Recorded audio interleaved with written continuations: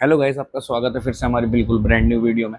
पिछली वीडियो में हमने आपको एक्सरसाइज 5.2 के 7th क्वेश्चन तक करा दिया था। आज हमारा 8th क्वेश्चन है और क्वेश्चन हमारे सामने दिया गया है। An AP consist of 50 term. एक एपी में 50 टर्म्स है, ठीक है। एक एपी में जो है वो 50 टर्म्स हैं, तो एन बराबर कितना हो गया हमारे पास 50। क्लियर हो गई बात। और थर्ड टर्म हमारा 12 है। A3 हमारे पास 12 है, जिसे हम लिख देंगे A+2D। Got it. ये बात पता है। एक कम A3 का मतलब होता है एक कम कर दो, A+2D से कहते हैं इक्वेशन 1। और जो हमारी लास्ट टर्म है, यानी कि जो हमारी AN है वो 106 है। लास्ट टर्म AN को कहते हैं। अब देखो यहाँ पर N है और यहाँ पर AN है, तो इस AN में ये जो N है इसकी जगह पर हम 50 रख देंगे। तो यहाँ पर A50 की वैल्यू हो जाएगी तुम्हारे पास 106। और A50 को हम क्या लिख सकते हैं, A+49D, इसे कह देंगे हम 106। ठीक है जी, ये हो गई इक्वेशन 2।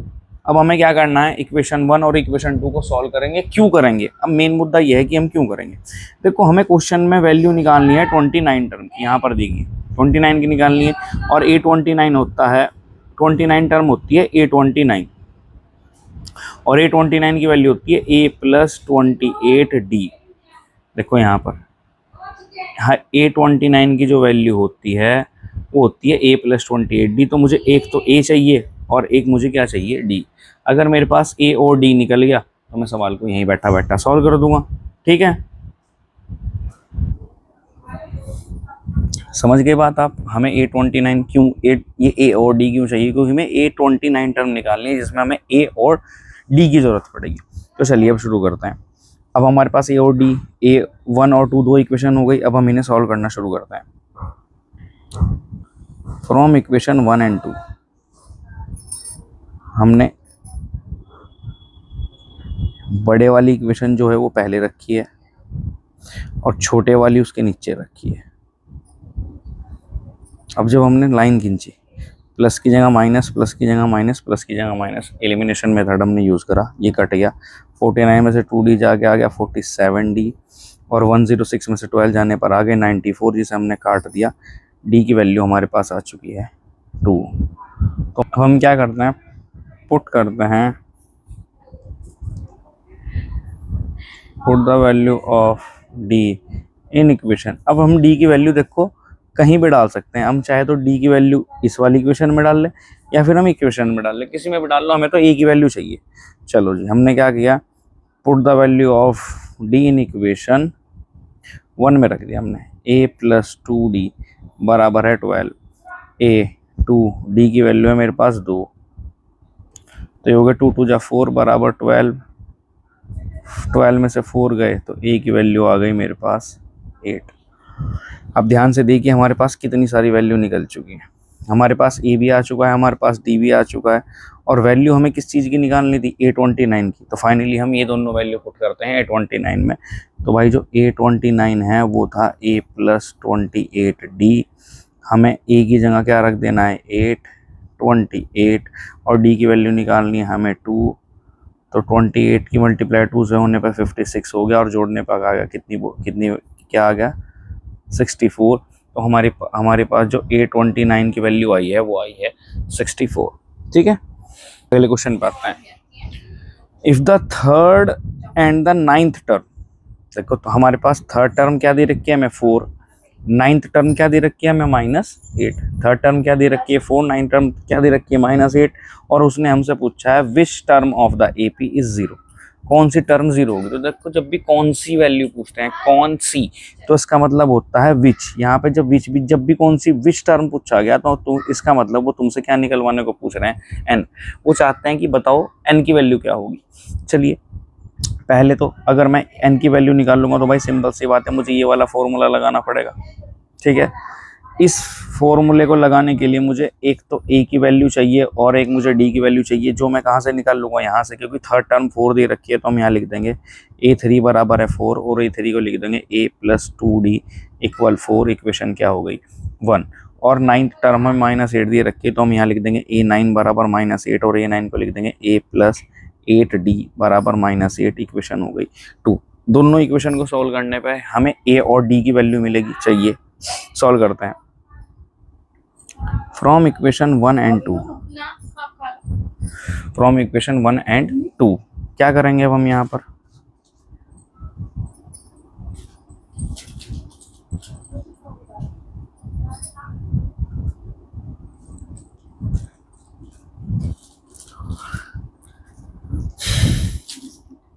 बड़ी वैल्यू ऊपर रखा करो हमेशा और छोटे वैल्यू नीचे। अब हमने इन्हें डिवाइड कर दिया, डिवाइड करने पे एलिमिनेशन यूज किया और माइनस चेंज हो गए। ए से ए कट गया, 8 में से 2 जाने पे 6 आ गया। देखो बच्चे बहुत कंफ्यूज करते हैं, यहाँ पर भी माइनस का साइन है और यहाँ पर भी माइनस का साइन है। जब दोनों माइनस के साइन होते हैं तो जुड़ तो जाते हैं, पर निशान किसका आता है, माइनस का। अब हमने क्या करा, 6 के टेबल से 12 काट दिया, कितनी बार, 2 बार, तो डी की वैल्यू आ गई मेरे पास माइनस के 2। ठीक है गाइज, अब हम इस डी की वैल्यू को पुट कर देंगे इक्वेशन 1 या 2 में। तो हम करते हैं put the value of D in equation 1। Equation a plus 2d बराबर है 4। यहाँ पर हमने a की वैल्यू निकालनी है, d की वैल्यू मेरे पास माइनस के 2 है, तो प्लस माइनस क्या हो गया, माइनस 2 2 जाओगे 4, माइनस का 4 इधर आने पर क्या हो गया, प्लस का 4, तो a की वैल्यू आ गई हमारे पास 8। ठीक है जी। अब मेन मुद्दा ये था कि हम करें क्या।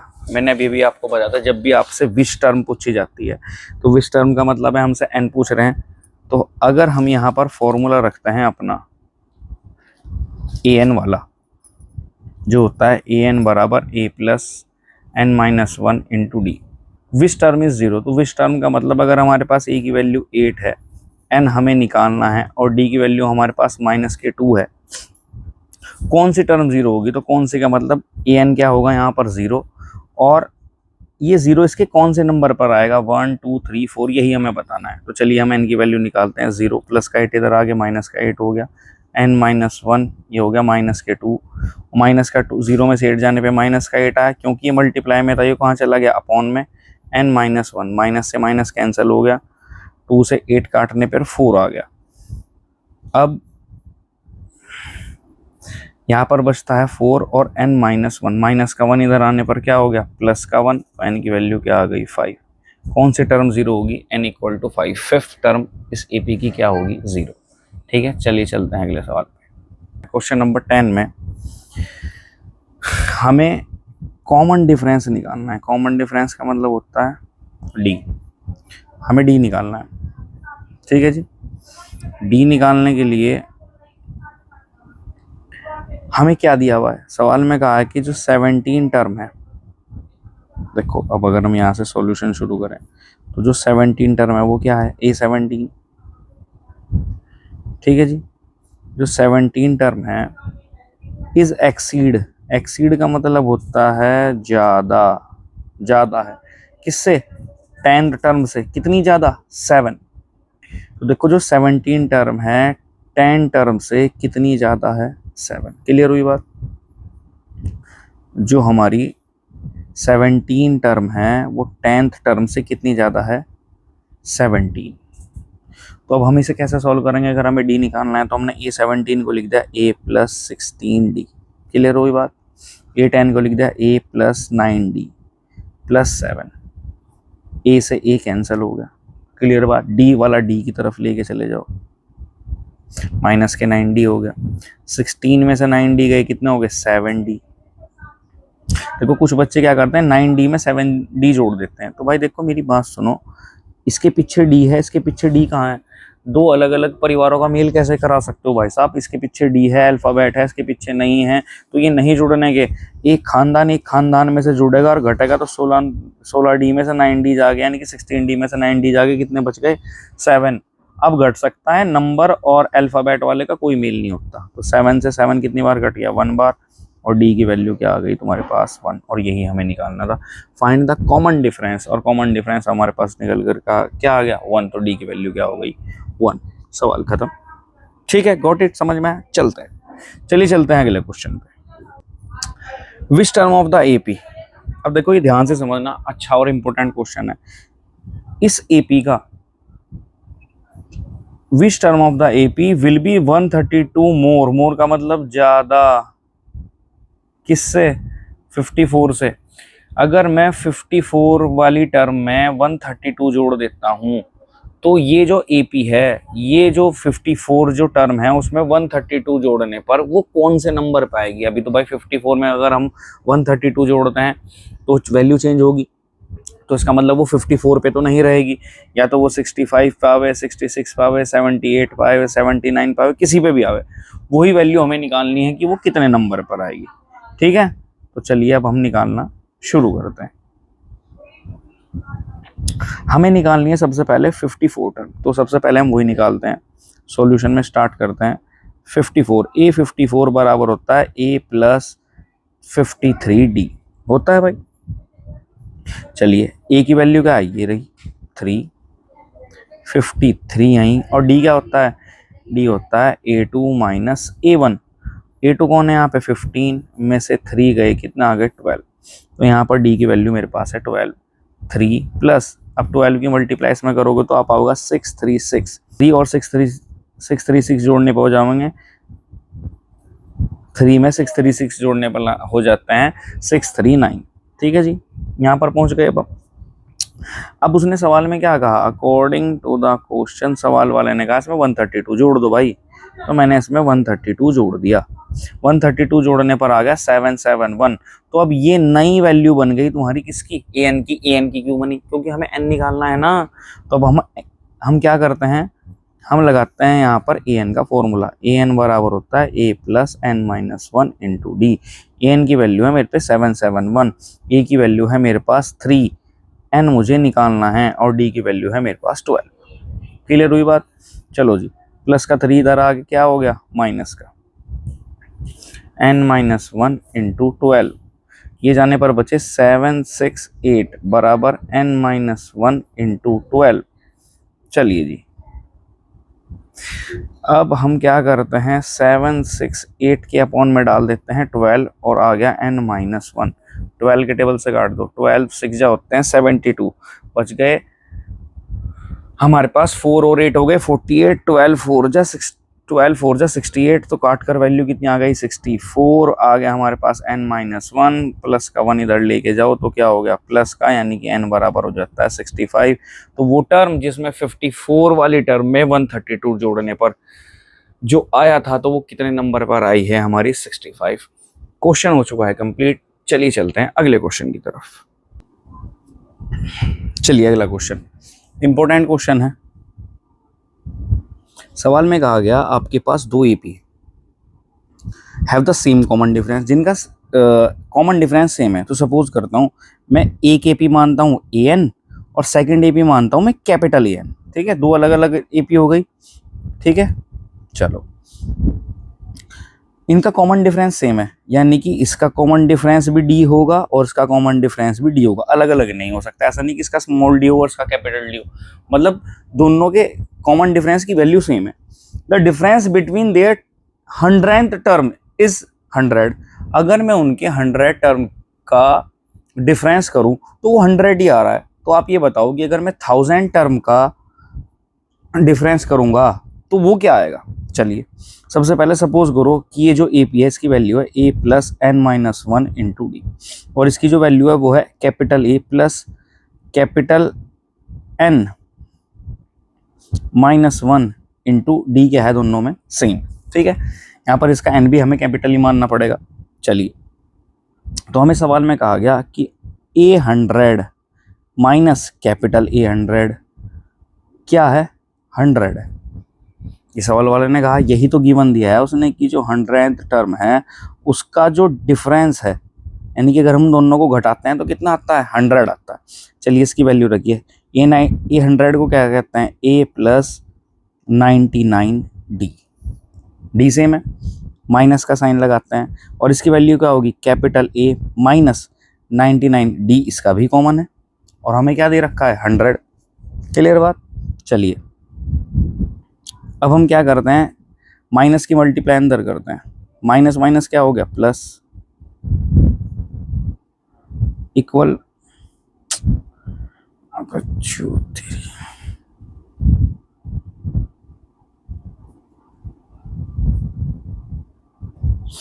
हमें सवाल में कहा गया कि जो 100 टर्म है, 100 टर्म का जो डिफरेंस है, डिफरेंस का मतलब होता है माइनस, वो क्या दे रखा है 100। चलिए अब हम इनकी वैल्यू रखते हैं। इसकी वैल्यू होती है a प्लस 99d। अब ये जो है इसका कैपिटल टर्म a है, तो ये हो गया 99 पर d इसका भी सेम है। ठीक है, क्लियर होगी बात।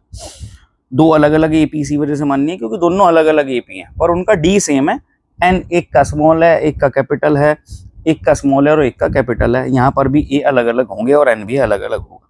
चलिए ए प्लस 99d मैंने माइनस के अंदर मल्टीप्लाई करी। अब देखो ये सेम है ना, कट गए, पर ये तो सेम नहीं है, तो इन दोनों की वैल्यू आ गई माइनस स्मॉल ए और कैपिटल ए का डिफरेंस कितना आ गया 100, जिसे हम इक्वेशन क्या मान लेते हैं 1 मान लेते हैं। चलिए अब ध्यान से देखते रहिएगा। अब हमने क्या किया, हमें 1000 टर्म का डिफरेंस निकालना है, तो हमने 1000 टर्म का डिफरेंस निकालना शुरू किया। इसकी वैल्यू क्या होगी ए 1000 माइनस कैपिटल ए 1000। सॉल्व करना, हमने इक्वल का साइन लगा दिया। इसकी वैल्यू क्या होगी ए प्लस 999d माइनस इसकी वैल्यू क्या होगी capital A plus 999d। Clear हो गई बात।